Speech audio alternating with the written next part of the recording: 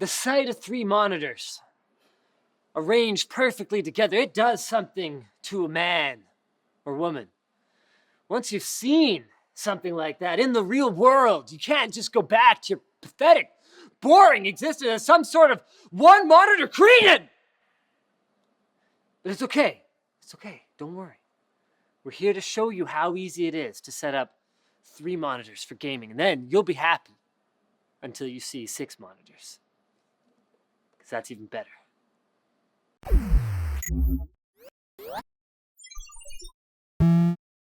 Now, there's a few main things we have to consider when constructing a triple monitor setup. A, your graphics card manufacturer and model. The first one's actually not that important. The model is.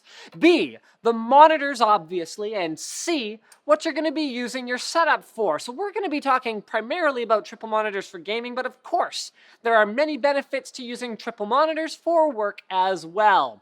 Now, first up, you want to see if your current graphics card can support 3 displays. If you've purchased a mid to high-end video card in the past 3 to 4 years, it will most likely support multiple monitors, so the I/O will probably include at least 1 DVI, DisplayPort, and HDMI, or some combination of the 3.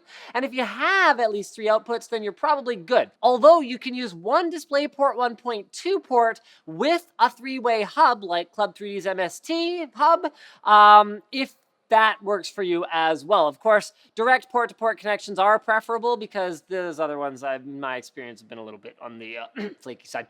The next part of the equation is the monitors. Triple monitor gaming works best when all 3 monitors are the same model, particularly on the Nvidia side. This not only ensures that they're the same size and resolution, but they'll also likely have very similar color appearance, similar response times, and all that jazz, so you won't end up with any kind of disorienting or nauseating kind of differences in appearance from one monitor to another. It's also important to note the available inputs and whether they match up with what your graphics card is outputting, if you know what I mean. As I said, plugging a video output into its corresponding input on the monitor is the best case scenario, but of course there are adapters and hubs available to get around that.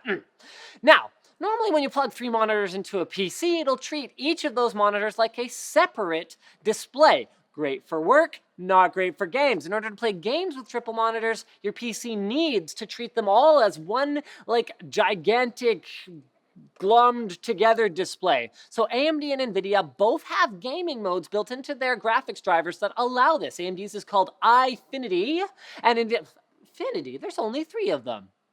And Nvidia calls theirs Surround, which is stupid because they don't go all the way around you. They just mostly sit in front. Okay, I'm sorry, I'm just being a troll here.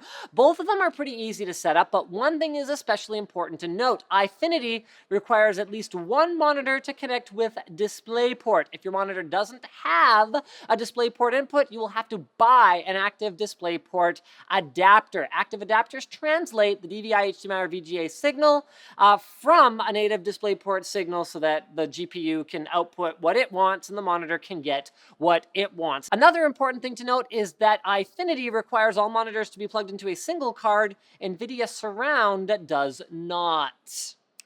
Now, Nvidia Surround generally works with whatever ports are plugged into the monitor, no DisplayPort required, but if you want to double check, you can use Nvidia's Surround System Requirements tool on their website. AMD also has a list of GPUs that support iFinity, as well as recommended active DisplayPort adapters. Now, once you know your video card and monitors will play nice, it's time to plug them in and get them set up.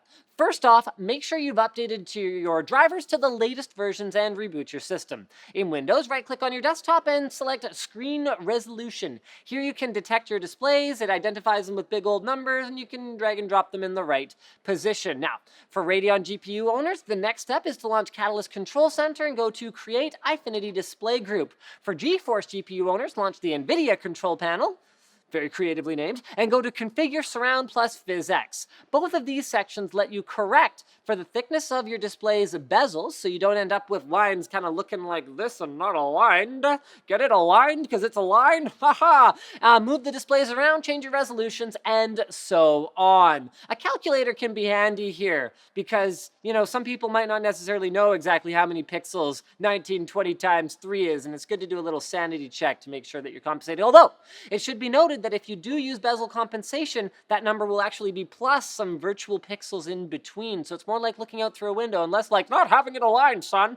After you apply the Eyefinity or Surround setup, your 3 monitors should act as one giant one. So it's time to head into your game of choice and change the game resolution to match the total resolution of your combined displays as displayed by your control panel. For example, 3 1080p monitors, like I said, would be 5760 by 1080, plus a little bit for those bezels, alignment, etc., etc. And you may also want to tweak your field of view settings, assuming your game supports it, to get more of the game in your peripheral vision instead of just kind of a stretched out mess. Not all games do support this though, and I recommend heading over to Widescreen Gaming Forum if you're having any particular trouble with any of your games. They have a cool little tool that should, sometimes it doesn't work, should automatically adjust the settings of your game to make it better for surround gaming or even just ultra-wide gaming, but some games just straight up won't work at all.